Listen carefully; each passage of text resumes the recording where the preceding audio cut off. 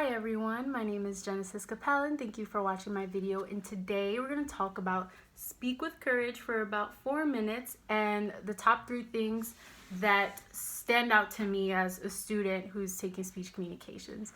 So I'm going to start off by going backwards. So I'm going to start with a message from the later chapters, which is actually chapter 36, page 126.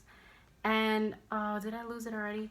And basically this is about mental rehearsal and the importance of visualization. So one of the reasons why I chose this first is because practicing is really important, and how you practice will really affect how you perform or how you give out your speech and how prepared you are.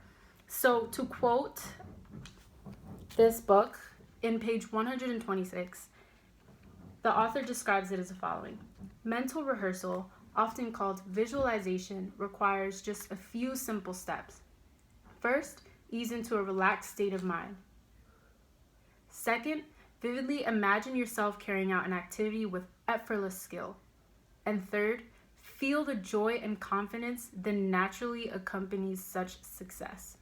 So in a way, this is kind of like fake it till you make it, but not really.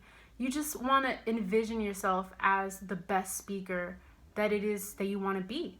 And when you put yourself sort of in that pedestal where it's like, yes, I can do this, I can be the speaker, I just need to see myself as the speaker that I want to be, it can become a reality. Maybe not as fast as some people would like it to be, but through time you will begin to build this mental state where you will become more confident. And the more that you practice mentally, you don't always have to rehearse your speech verbally. Sometimes it helps to internalize it and really think through your speech, because it can do a lot. So for me, this was a really good method and a great way to practice. And personally, I like to do a lot of mental visualization about how my performance will be or my speech will be. And in the end, it helps out a lot. So now we'll be skipping backwards to the beginning of the book.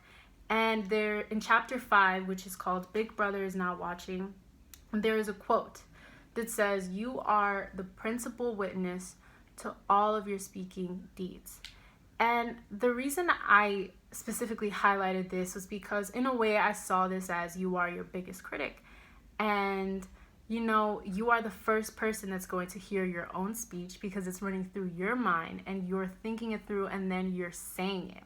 So in a way, that's a huge advantage because you get to hear your speech before anyone else hears your speech. And that's something that maybe we may not realize, because when we're nervous about giving a speech, we're too busy thinking about how others are going to interpret it. But sometimes it's better to focus on how are you interpreting it. And since you are the first and principal witness, what can you say about your own speech? And I feel like a lot of times people forget to skip that step. They skip that step over and they immediately get nerves about what other people think. But maybe if you can kind of act as your own critic at first and then hear from other people, such as like a friend or a teacher, it may really help. So it's important not to neglect your own thoughts and feelings about your speech. That's how I saw that quote, which I thought was really great. And now I'm going to go more towards the middle, or not really, still in the beginning. But in chapter 7, page 26, it talks a lot about letting fear energize you, which is really important because sometimes we reject the fear so hard and it actually does more harm than good, which is what Martin spoke about in this chapter specifically. Instead, let that fear, use that fear. I believe he says put a harness on it or a saddle and ride it and just go in the same direction as that fear instead of running away from it. It can actually do a lot of good instead of trying to reject that fear, which I think, and that's the reason why I left it for last, because it's one of my biggest takeaways. Just use the fear. It's important to realize that everyone has a fear. And most people, he even put a list of all the celebrities and famous speech communicators out there that actually have stage fright. We all have a fear. So we might as well just use it.